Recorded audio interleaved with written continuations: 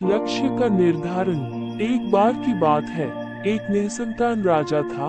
समय के साथ वह बूढ़ा हो चुका था और उसे राज्य के लिए एक योग्य उत्तराधिकारी की चिंता सताने लगी थी। योग्य उत्तराधिकारी की खोज के लिए राजा ने पूरे राज्य में ढिंढोरा पिटवाया कि अमुक दिन शाम को जो मुझसे मिलने आएगा, उसे मैं अपने राज्य का एक हिस्सा दूंगा।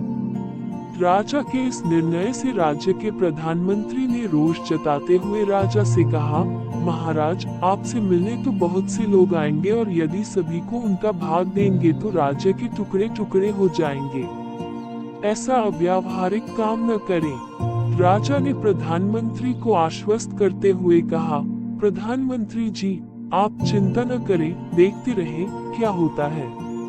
निश्चित दिन जब सबको मिलना था, राजमहल के बगीचे में राजा ने एक विशाल मेले का आयोजन किया। मेले में नाच गाने और शराब की महफिल जमी थी।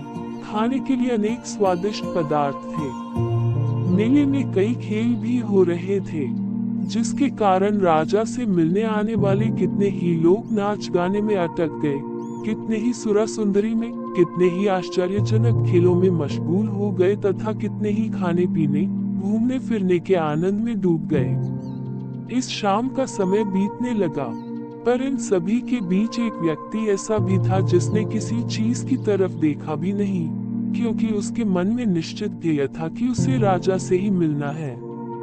इसलिए वह बगीचा पार करके सीधे राजमहल के दरवाजे पर पहुंच गया। पर वहां खुली तलवार लेकर दो चौकीदार खड़े थे।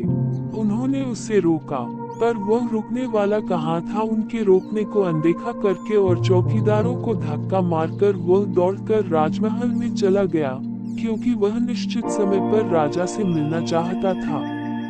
अब जैसे ही वह अंदर पहुंचा, राजा उसे सामने ही मिल गए और राजा ने कहा, मेरे राज्य में कोई व्यक्ति तो ऐसा मिला जो किसी प्रलोभन में फंसे बिना अपने ध्येय तक पहुंच सका।